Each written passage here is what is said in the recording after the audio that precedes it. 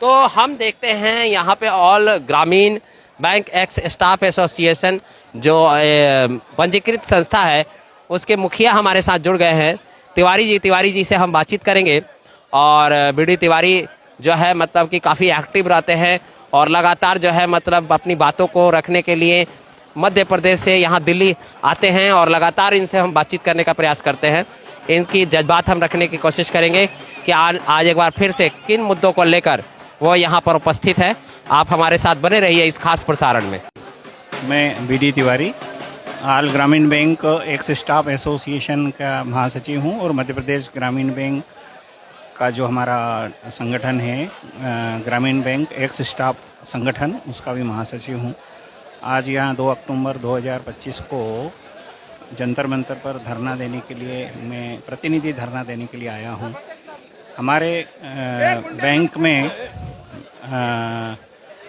Pension का जो आदेश supreme court के द्वारा हुआ है और पूरे भारतवर्ष में 28 वर्तमान आरआरबी में उसे लागू किया जाना चाहिए था।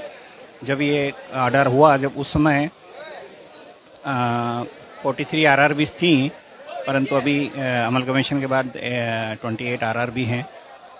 लेकिन उसमें गवर्नमेंट के द्वारा जो सर्कुलर निकाला गया उसके बाद ग्रामीण बैंकों में उसका गलत तरीके से जो है उसको इम्प्लीमेंट किया और करीब करीब 5% एम्प्लॉय को पेंशन अभी तक सुविधा नहीं दी गई है और उन्हें निरस्त कर दिया गया है। हालांकि सुप्रीम कोर्ट में ने आदेश दिया था कि जिनको पेंशन नहीं मिली है उनको एक डेडिकेटेड ईमेल आईडी दिया गया था।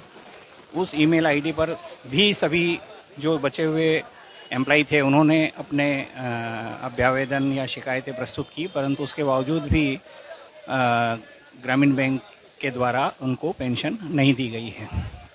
उसका मेन कारण ये है कि गवर्नमेंट ऑफ इंडिया के द्वारा जो अमेंडमेंट किया गया पेंशन रेगुलेशन में 2018 में जो अमेंडमेंट किया गया है जिसे कि पेंशन अमेंडमेंट रेगुलेशन 2024 बोलते हैं, उसमें एक 31A धारा दी गई है जिसमें रेगुलर स्टाफ रिटायरी स्टाफ के साथ साथ dismissed and removed and terminated employ सभी को उन्होंने पेंशन की पात्रता दी है।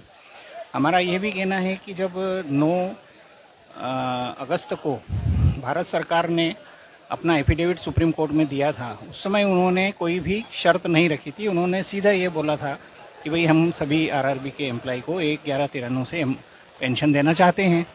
परंतु उसके बाद जब इम्प्लीमेंटेशन की बात आई तो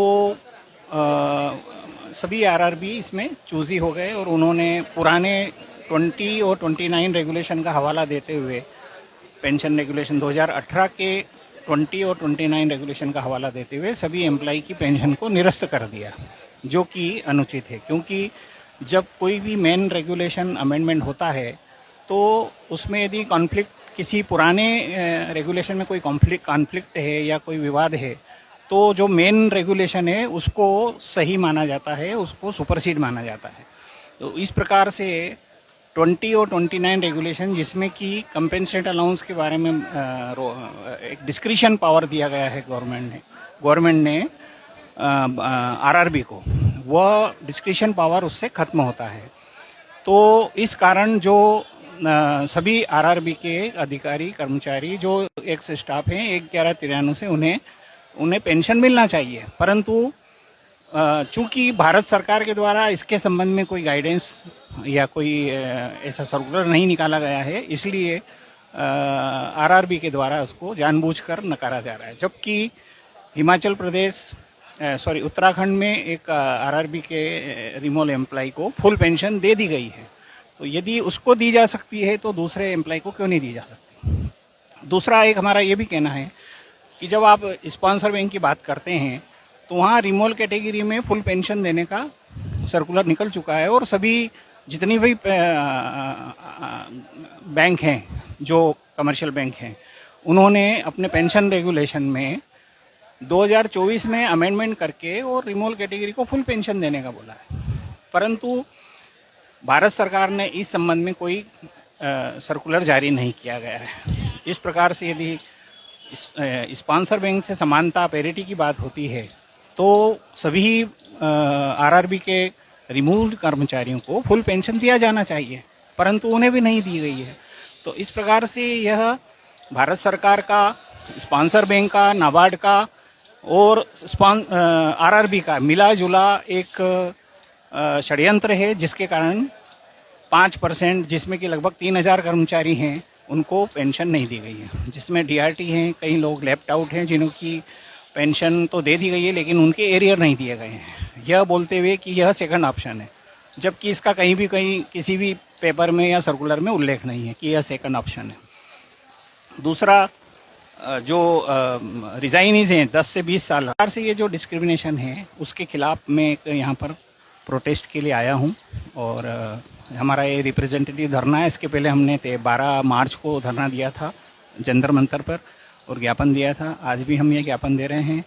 हम हमारे एसोसिएशन, ऑल इंडिया एसोसिएशन और स्टेट एसोसिएशन के माध्यम से भारत सरकार को यह बताना चाहते हैं कि कृपया जो 5% है, जिसमें कोई बहुत ज़्यादा बर्डन नहीं आएगा, 5% लोग बचे हुए हैं, उनको भी पेंशन दे दी जाए, क्योंकि संविधान को आप चेंज नहीं कर सकते। संविधान में हर व्यक्ति को जीने का अधिकार है, समानता का अधिकार है, और अभी सब सीनियर सिटीजन हैं और उनको आज मनी की बहुत आवश्यकता है। आर्थिक रूप से वो तंगी में हैं, उन बीमारियों के लिए, घर परिवार चलाने के लिए उन्हें पैसे की ज़रूरत है। तो ऐसे समय पर यदि गवर्नमेंट सहायता नहीं करेगी तो निश्चित रूप से आज जिन लोगों ने ग्रामीण क्षेत्रों में 25 साल से 35 साल तक सर्विस की है और जिनको अननेसेसरी पनिशमेंट मिले हैं, जिसका कि यदि समीक्षा की जाए तो 99% सब गलत निकलेंगे, तो इन लोगों को पेंशन दी जाए। और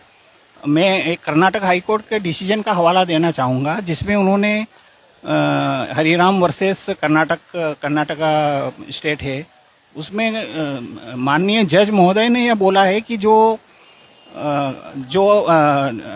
डीआरटी पर्सन, मतलब जो डिसमिस्ड पर्सन है, उसको पेंशन का यदि वो दिया गया है, अधिकार दिया गया है, तो वो 21 कॉन्स्टिट्यूशन ऑफ इंडिया के 21 आर्टिकल की धारा को ध्यान रखते हुए दिया गया है। तो जब यदि पेंशन रेगुलेशन में प्रावधान किया गया है, उसको आप कैसे रोक सकते हैं, यह सवाल सबसे बड़ा है। समानता का अधिकार 14, आर्टिकल 14, 16, 21, 43, इन सब का उल्लंघन जो है भारत सरकार, स्पॉन्सर बैंक, नाबार्ड और आरआरबी के द्वारा किया जा रहा है। हमारा यही निवेदन है इस मंच के माध्यम से कि बाकी जो शेष बचे हुए एम्प्लॉई हैं उन्हें तत्काल पेंशन सुविधा और एरियर सुविधा तत्काल लागू की जाए। चलिए, बहुत बहुत धन्यवाद। बहुत बढ़िया।